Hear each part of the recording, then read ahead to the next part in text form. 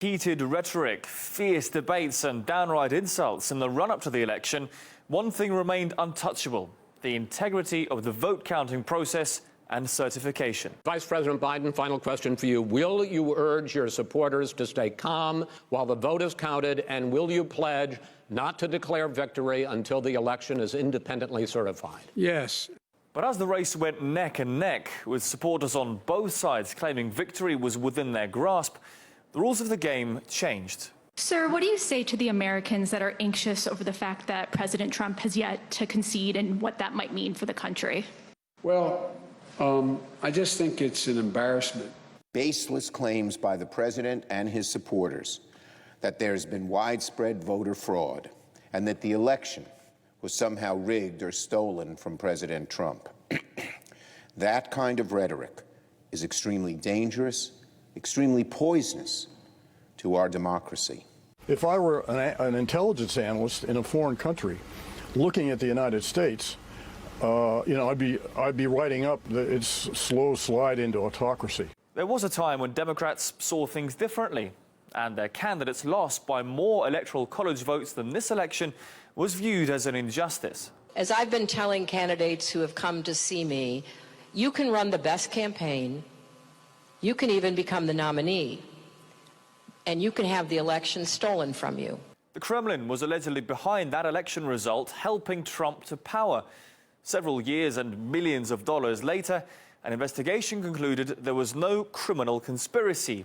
Yet, now that Biden is projected to win, the results are accepted at face value. And this time the presidency was apparently won fair and square. All we've seen so far in the U.S. is the mainstream media, which of course has been behind Joe Biden 1,000%, declaring on their own that Joe Biden is the president-elect. The Democratic Party for 4 years has still not conceded that Hillary Clinton lost in 2016. No matter what they did, no matter how they tried to steal the election from Trump at the time, they invented Russiagate to try to first undermine then candidate Donald Trump, but then when Trump won, to undermine his presidency. It's a bunch of hypocrisy, and it's a bunch of lies from the Democrats. But even if Biden didn't win, the Democrats had a backup plan: no surrender. Joe Biden should not concede under any circumstances, because I think this is going to drag out, and eventually I do believe he will win if we don't give an inch. Now the tables are turned, with Trump refusing to concede. His opponents are willing to go to just about any lengths to see the back of him. Vice President Pence and the cabinet had an ounce of fortitude and spine and patriotism.